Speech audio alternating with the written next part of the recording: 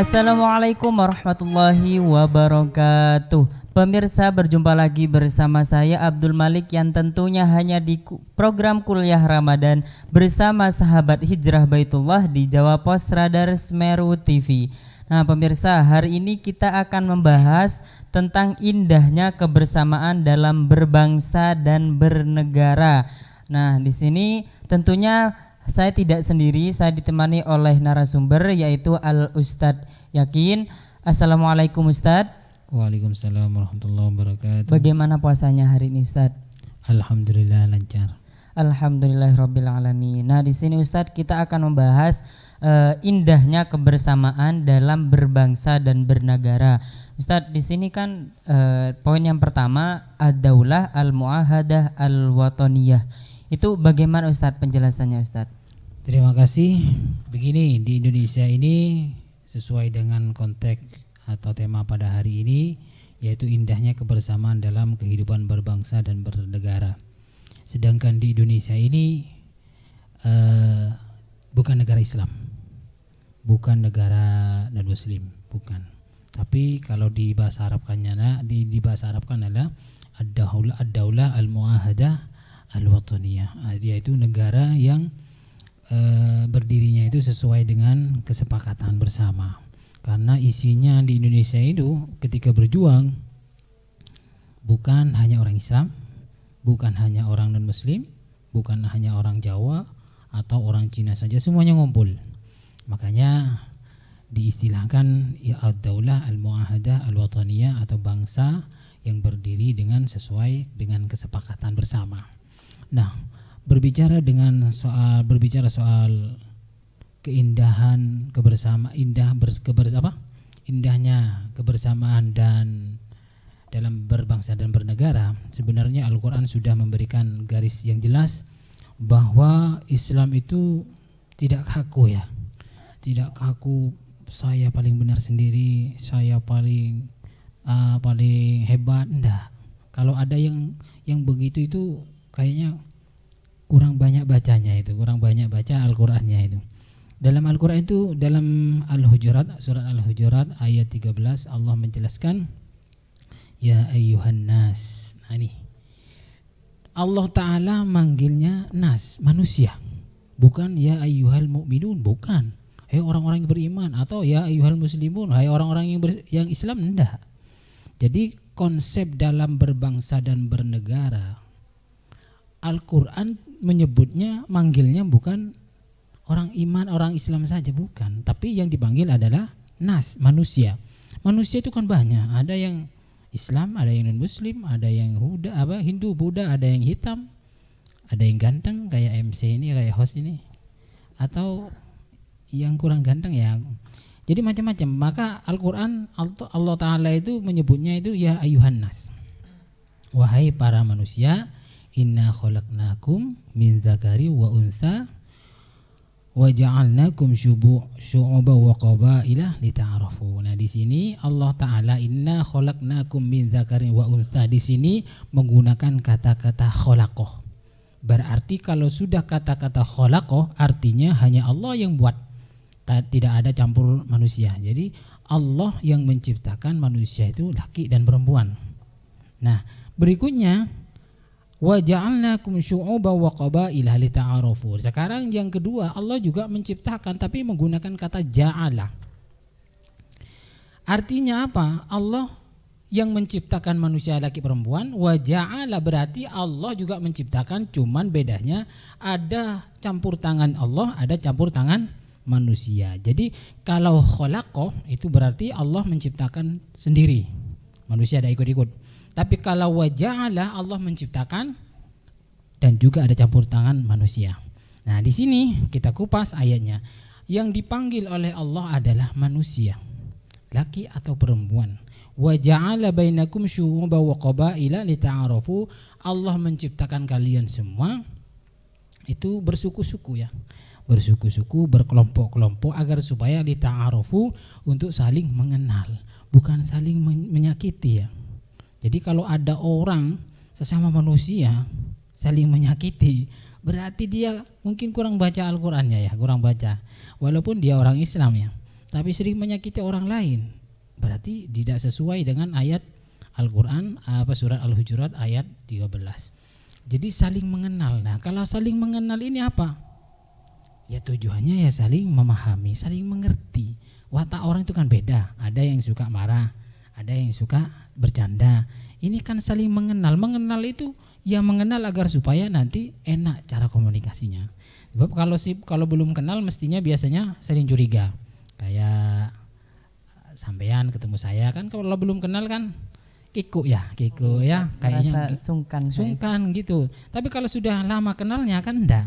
Jadi Islam itu mengajarkan supaya kenal biar komunikasinya enak, bukan saling menang sendiri, mau menang sendiri, mau benar sendiri, tidak.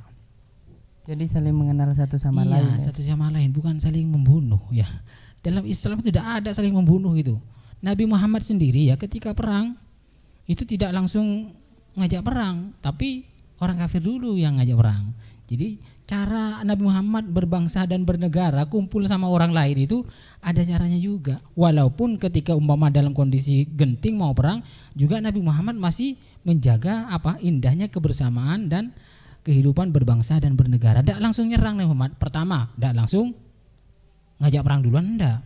Ketika sudah berhadapan sama-sama siap, Nabi Muhammad tidak nyerang dulu, diam. Kalau diserang baru nyerang. Ini namanya kehidup indahnya kebersamaan dalam berbangsa dan bernegara. Ketika perang pun Nabi Muhammad itu mengajarkan. Tidak langsung main hantam, tidak tahu tempatnya di mana langsung. Tidak begitu. Jadi nunggu. Kalau umpama sana si musuh itu menggagalkan, tidak jadi perangnya. Tidak apa-apa, tidak jadi. Gitu. Kalau jadi ya lanjut, tidak apa-apa. Jadi dalam berbangsa dan bernegara itu ada aturannya. Islam itu juga ada aturannya. Cuman Allah Ta'ala itu menggarisbawahi inna akramakum indallahi atqakum. Yang paling mulia menurut Allah adalah yang paling bertakwa. Paling bertakwa ini bukan dia paling banyak sorbannya, bukan ya. Banyak kalung sorbannya, sering pakai jubah, bukan itu. Orang bertakwa itu biasanya lebih mengedepankan tasamuh. Tasamuh itu toleran ya, toleran karena di Indonesia ini sukunya banyak, bahasanya banyak, agamanya juga banyak. Menurut BPS Badan Pusat Statistik itu suku bangsa di Indonesia itu suku bangsa bahasa itu ada 1128. Itu menurut Badan Pusat Statistik. Menurut BPS juga agama dan budaya pulau itu ada 16.000, kan banyak ya. Jadi ketika kita di Indonesia berada di Indonesia maka menggunakan sistem ad-daulah al-mu'ahadah al-wataniyah, menggunakan bangsa atau bernegara sesuai dengan kesepakatan bersama. Ya Ustaz. Lalu bagaimana Ustaz? Kita kan hidup di Indonesia Ustaz. Banyak kita ambil mungkin pemirsa di rumah bertanya-tanya Ustadz tentang bagaimana indahnya kebersamaan, tapi kebersamaan itu kita bukan bersama, contohnya saya Muslim tapi saya punya teman Ustadz non Islam atau dari kalangan Kristen. Nah pada saat kita mau mengamalkan toleransi, terus contohnya pada saat hari Natal lah Ustadz, hari Natalnya orang Kristen. Apa kita boleh Ustadz mengucapkan selamat hari Natal tapi terhadap teman kita yang sudah terlanjur dekat sama kita, tapi teman kita itu sendiri bukan Islam Ustadz? Soal hari Natal, mengucapkan hari Natal itu ulama beda pendapat ya. Terserah mau pilih yang mana. Makanya kalau orang alim itu gak gerusak-gerusuk ya, gak langsung memvonis, menjustifikasi ini salah, enggak. Kalau orang alim itu enjoy aja ya. Oh ini kok mengucapkan hari Natal, yo ikut imam itu. Atau niatnya begini, mengucapkan hari Natal. Natal itu apa sih artinya? Lahir kan ya. Kalau mengatakan selamat hari Natal kan berarti selamat hari lahirnya Nabi Isa. Kalau Nabi Isa itu lahir kan berarti bukan Tuhan. Nah gitu aja niatnya. Jadi yang mengatakan selamat hari Natal, niat hatinya mengatakan selamat hari lahirnya Nabi Isa. Kan beres. Kalau lahir ya bukan Tuhan, kan begitu kalau dalam Islam. Ya enggak lah, saya lebih hati-hati tidak mengucapkan. Ya monggo terserah, asalkan jangan saling menghina. Nabi Muhammad itu juga tidak boleh saling menghina berhala-berhalanya orang kafir, tidak boleh. Karena kalau berhalanya orang kafir itu dihina, maka dia akan balik hina lebih parah lagi.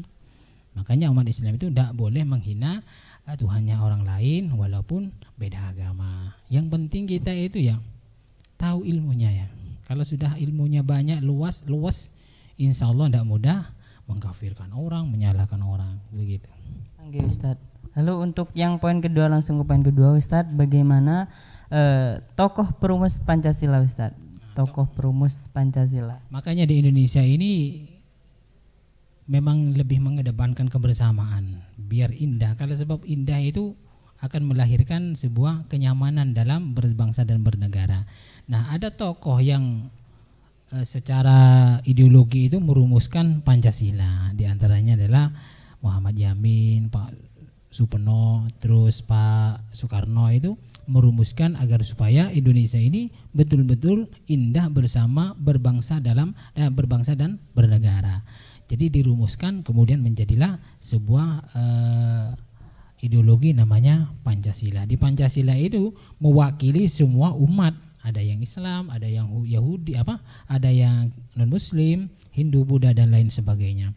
Ini caranya orang dulu untuk menyatukan bangsanya, anak bangsa menjadi sebuah bangsa yang aman, indah, bersama dan lain sebagainya. Nah, iya Ustadz. Pada intinya yang terpenting itu kita mempunyai niat baik untuk menjalin kebersamaan dengan orang lain Ustadz, siapapun itu, dan berbagai ragam apapun, yang penting niat kita tidak berniat buruk ya Ustadz. Nah Ustadz, lalu di sini kan tokoh perumus Pancasila Ustadz. Nah, di Indonesia ini apakah kita sudah menjalankan dari diri kita sendiri atau dari pemirsa yang di rumah, dari masyarakat sekitar, apakah kita sudah menjalankan Ustadz tentang perumusan Pancasila Ustadz? Kalau masalah perumusan Pancasila, di sini ada sebuah hadis riwayat Imam Ahmad. Nabi Muhammad bersabda, ya ayuhan nas, ini kembali lagi ya ayuhan nas, ya, bukan ya ayuhal mu'minun, ya ayuhal muslimun dah. Jadi Nabi Muhammad ketika berhubungan dengan negara yang isinya banyak, model-model macam-macam, berhubungan juga dengan Pancasila, dasarnya itu di hadis Kanjeng Nabi riwayat Ahmad, Nabi Muhammad mengatakan, ya ayuhan nas, ala inna rabbakum wahidun. Tuhan kalian itu semuanya satu. Tuhannya siapa itu mestinya satu. Orang Islam satu. Siapa? Allah. Orang Kristen satu juga sebenarnya, cuman ditambahi. Ada Tuhan Ibu, Tuhan Anak ya. Orang Buddha juga satu. Sama satu. Cuman yang membedakan itu pemahamannya. Jadi dari kelompok-kelompok pemahaman yang lain itu beda-beda. Contoh, ini bicara kecerdasan, juga bicara tentang telinga kita ya. Sebenarnya dulu itu agama satu, samanya satu, Islam itu satu, kemudian menjadi pecah-pecah karena yang menyampaikan itu kadang telinganya agak kurang enak lah, artinya ada gangguan. Kemudian otaknya juga ada yang cerdas, ada yang kurang cerdas, akhirnya pecah. Nah, ketika di sini Nabi Muhammad mengatakan Tuhannya satu, ala la fadlah li arabiyyin ala ajamiyyin. Tidak ada istilah orang Arab itu lebih mulia daripada orang selain Arab, tidak ada itu. Kemudian wala li ajamiyyin ala arabiyyin. Tidak juga orang Arab itu berbeda dengan orang-orang selain Arab lebih baik, tidak ada. Jadi orang Indonesia lebih baik daripada orang Arab, tidak ada itu. Kalau menurut hadis ini tidak ada ya. Wala ahmar ala aswad. Tidak ada juga yang lebih kulit merah lebih baik daripada kulit hitam. Wala aswada ala ahmar illa bittaqwa. Jadi yang lebih utama yang membedakan adalah ketakwaan. Jadi di zaman Rasulullah sudah diajarkan berbangsa dan bernegara dengan cara yang baik. Tidak ada bedanya hitam putih, kaya miskin, umpamanya orang Arab, oh ini bukan Arab, oh ini negro, tidak ada itu. Yang bisa membedakan hanya adalah ketakwaan. Takwa ini nanti bisa mengarah kepada Pancasila. Pancasila pertama apa gitu, begitu. Jadi ketakwaan itu nanti mengarahkan kita kepada yang lebih baik. Jangan sampai kita itu merasa paling takwa kemudian mengatakan Pancasila itu ideologi tidak benar umpamanya. Dulu udah ada ribut-ribut begini, sekarang kok ada-ada, berarti kan mungkin ada yang salah ini pahamnya begitu. Nah Ustadz, atas nanti di segmen kedua kita akan lebih membahas bagaimana Pancasila secara bahasa. Nah pemirsa, memang kalau kita membahas tentang indahnya kebersamaan itu merupakan hal yang terpenting ya dalam kehidupan kita, dalam berbangsa dan bernegara. Karena tadi Rasulullah saja mengajarkan kita untuk tidak membeda-bedakan. Yang beda itu hanyalah dari ketakwaan saja ya Ustadz. Yang beda itu adalah dari ketakwaan kita sendiri. Jadi indahnya kebersamaan itu adalah ketika kita bersama dengan orang-orang yang bisa membuat kita nyaman, siapapun itu, dan tetaplah menjadi yang terbaik untuk diri kita sendiri dan untuk orang lain. Nah, nanti di segmen kedua pemirsa kita akan membahas bagaimana tentang Pancasila secara bahasa, kemudian kita akan membahas 5 prinsip Pancasila, kemudian juga macam tetangga dalam berbangsa dan bernegara. Jadi jangan kemana-mana, tetap di Kuliah Ramadan bersama Sahabat Hijrah Baitullah di Jawa Pos Radar Semeru TV.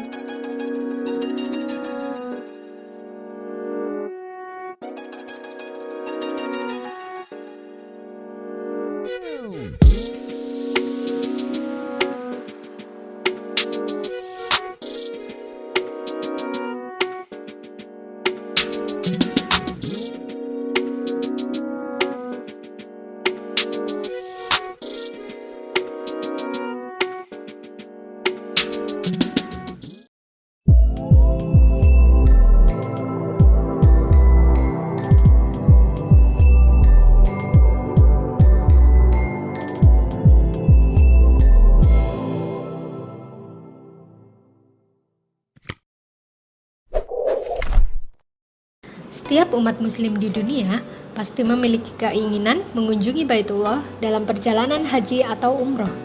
Keistimewaan bersama kami berupa keamanan legalitas, harga kompetitif, bimbingan insentif selama umroh, dengan hotel yang dekat dengan Masjid Nabawi dan Baitullah, serta pelayanan prima dari pembimbing kami yang berpengalaman.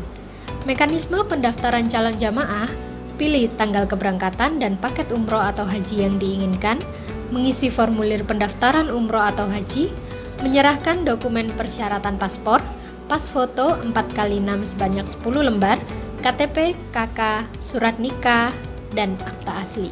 Mari umroh bersama SHB An-Namiro.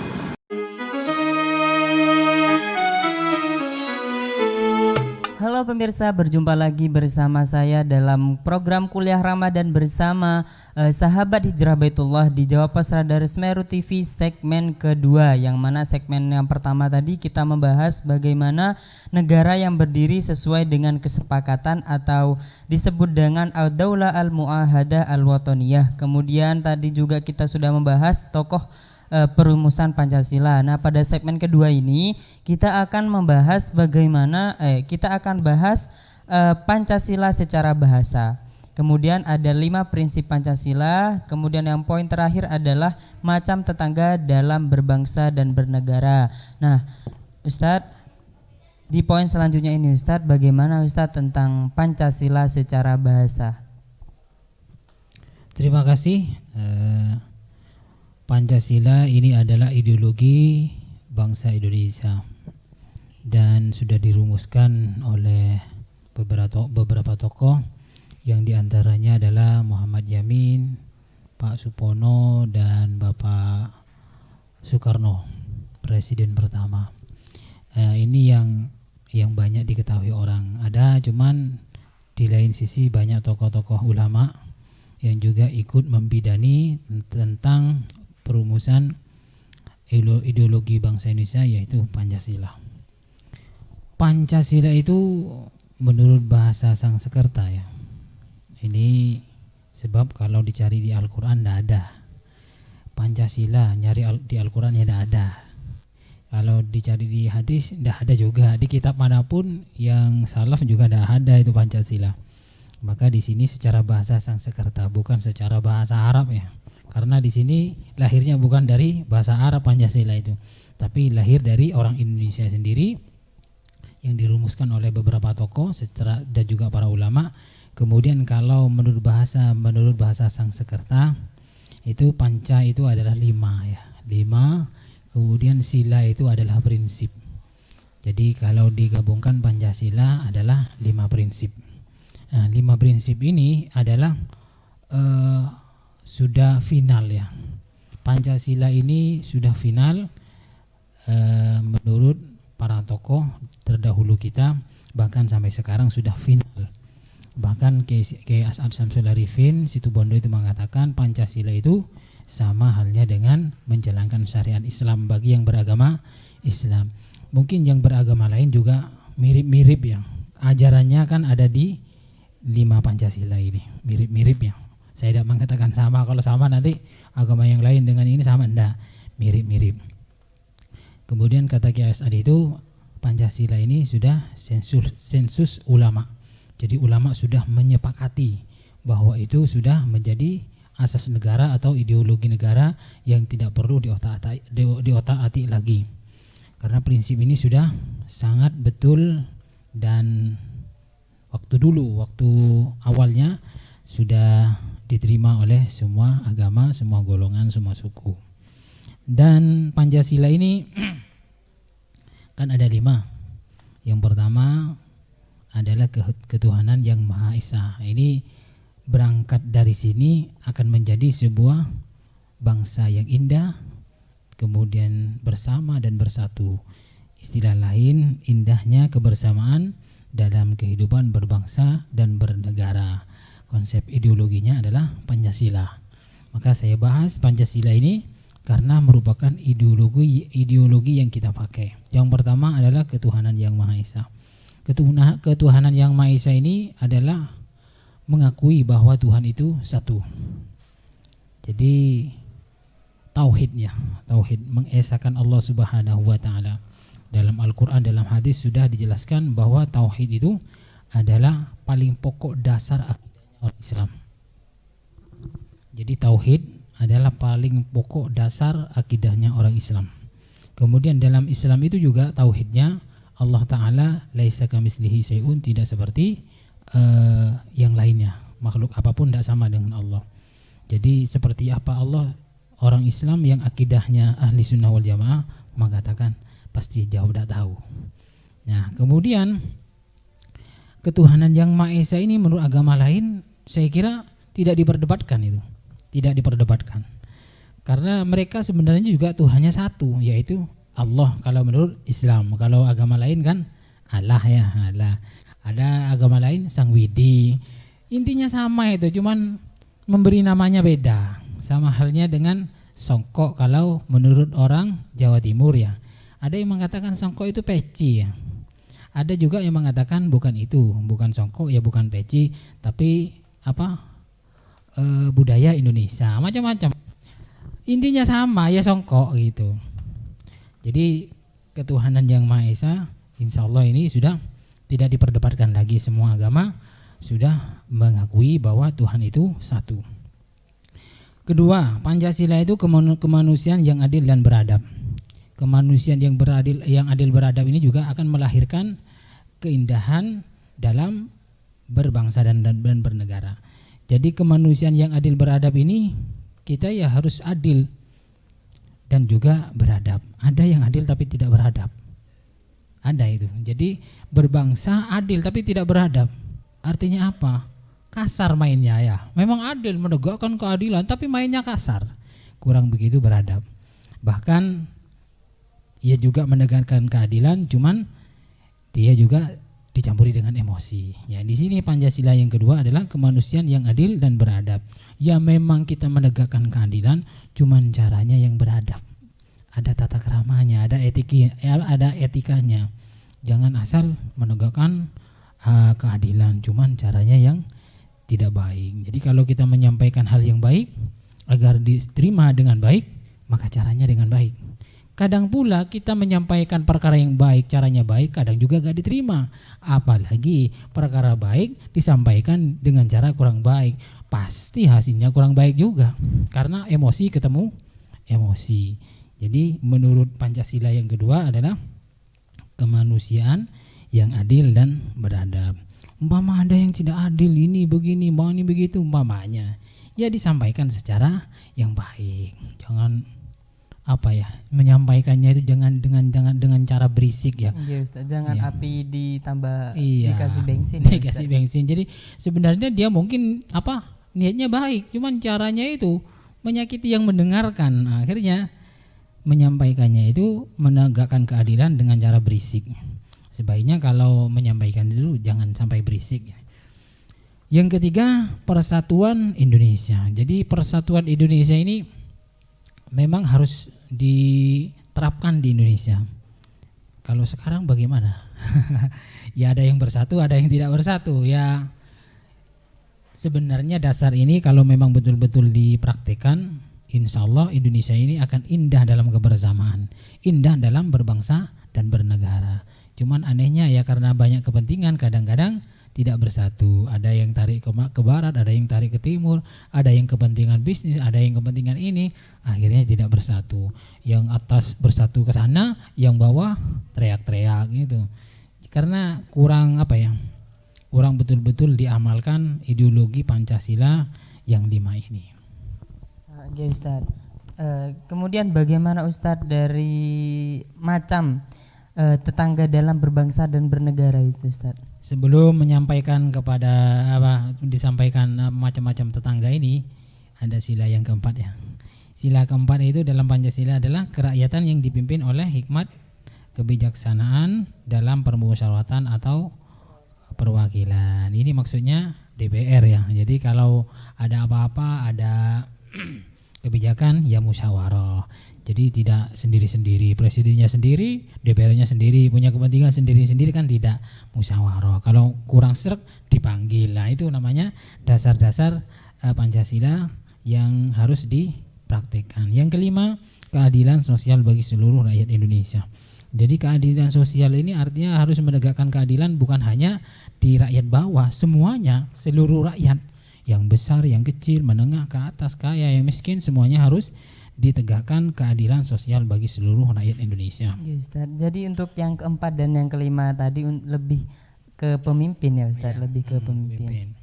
Nah, karena pemimpin kita memang dituntut untuk begitu, maka ada hak macam-macam tetangga atau berbangsa bernegara dalam Islam juga. Biar kita itu sama-sama memahami ya, karena kita ini orang Islam berdampingan dengan orang non-muslim, ada yang berdampingan dengan orang Hindu-Buddha. Agar supaya ini tetap indah dalam kebersamaan dan indah dalam berbangsa dan negara, itu di dalam kitab Ihya Ulumuddin ada sebuah hadis bahwa ada kelompok bermasyarakat. Ada 3 kelompok bermasyarakat. Pertama, masyarakat yang mempunyai hak 3. Ada yang masyarakat mempunyai hak 2, ada masyarakat yang mempunyai hak 1. Kalau masyarakat yang mempunyai hak 3, ini karena di Indonesia itu mayoritas muslim ya, haknya orang Islam yang ada di Indonesia mempunyai hak 3. Berarti kita sebagai orang memberikan hak kepada mereka 1, menjaga hubungan antar masyarakat, anggaplah bertetangga, berarti tetangganya tetangga. Kemudian muslim, berarti tetangganya atau masyarakatnya Islam, berarti kita memberikan hak kepada dia 1, secara bertetangga tidak boleh menyakiti. Secara Islam ya kalau ketemu assalamualaikum, kalau ketemu dengan orang muslim tidak usah assalamualaikum, begitu. Yang ketiga, hak bernegara. Hak bernegara ini kita juga harus menyampaikan atau memberikan haknya mereka. Jadi kalau bernegara yang Islam, kita di Indonesia ya memberikan hak 3 ini.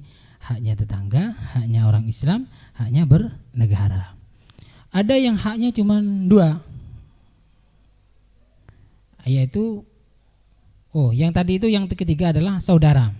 Hak tetangga, hak Islam, dan hak saudara. Jadi kebetulan masyarakat lingkungannya itu adalah kebetulan tetangga Islam, kebetulan saudara juga. Artinya menghormati atas nama tetangga, atas nama sesama Islam, atas nama tetangga saudara. Yang kedua adalah yang mempunyai hak 2. Contohnya kita mempunyai masyarakat tetangga yang cuman beragama Islam tapi bukan saudara. Ya bagaimana haknya? Ya kita hormati sebagai tetangga, kita hormati sebagai orang Islam.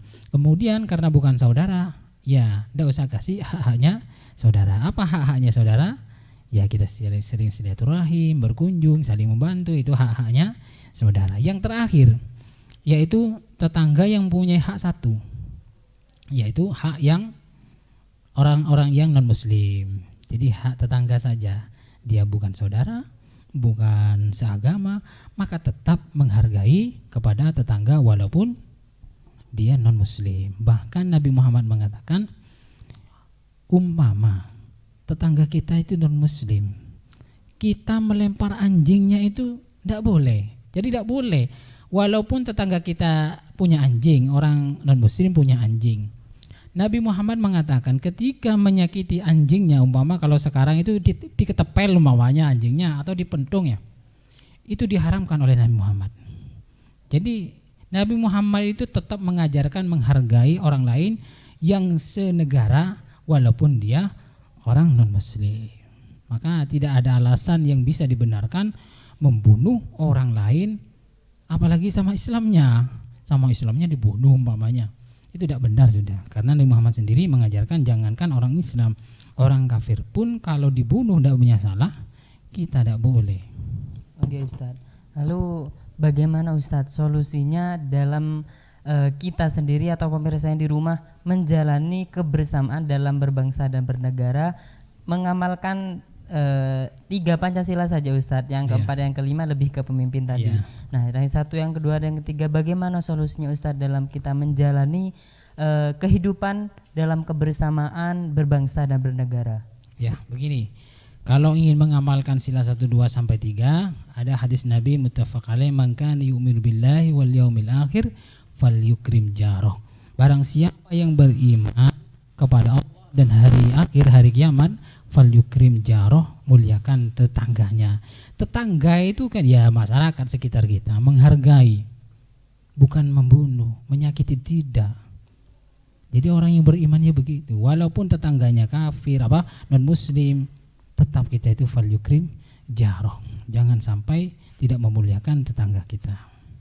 Jadi solusinya itu kita memuliakan tetangga Ustaz. Tetap memuliakan walaupun non muslim, tetap kita itu wajib memuliakan atas nama tetangga, karena kita bernegara dalam satu negara bernama Indonesia, apalagi dikonsep dengan ideologi Pancasila. Begitu. Ya Ustaz. Nah itu pemirsa, jadi sebenarnya berbangsa dan kehidupan indahnya kebersamaan dalam berbangsa dan bernegara itu sebenarnya sudah ada dalam Pancasila, dalam 5 Pancasila itu ya pemirsa. Jadi sebenarnya kalau kita sudah tahu bagaimana arti dari sesungguhnya dari 5 Pancasila itu, sebenarnya kita sudah hidup indah dalam kebersamaan berbangsa dan bernegara. Ustadz, mungkin ada yang ingin disampaikan kepada pemirsa yang di rumah Ustadz? Begini, kita sebagai anak bangsa Indonesia, marilah kita sebagai manusia biasa atau mungkin manusia luar biasa atau orang penting, kita tetap harus mengamalkan Pancasila. Ideologi Pancasila itu sudah final, tidak usah diotak-atik, karena itu isinya luar biasa kalau kita mengamalkan. Jika mengamalkan 5 Pancasila tersebut, item-itemnya itu, maka kita akan menjadi bangsa yang indah bersama dalam berbangsa dan bernegara. Subhanallah. Terima kasih Ustadz atas apa yang sudah Ustadz sampaikan. Sudah banyak ilmu yang kita dapat dari Ustadz. Nah, terima kasih pemirsa sudah menyaksikan program kami. Jangan lupa tetap saksikan kuliah Ramadan bersama sahabat Hijrah Baitullah di Jawa Pos Radar Semeru TV, dan jangan lupa pula untuk mengikuti kuis yang akan ditulis oleh narasumber dengan menjawab pertanyaan di kolom komentar Jawa Pos Radar Semeru TV. Nah, pemirsa, ada hal yang ingin saya sampaikan, yaitu kadang kita diberikan rasa kesepian yang mendalam agar kita dapat lebih menghargai indahnya kebersamaan. Dari saya Abdul Malik pamit undur diri. Wassalamualaikum warahmatullahi wabarakatuh.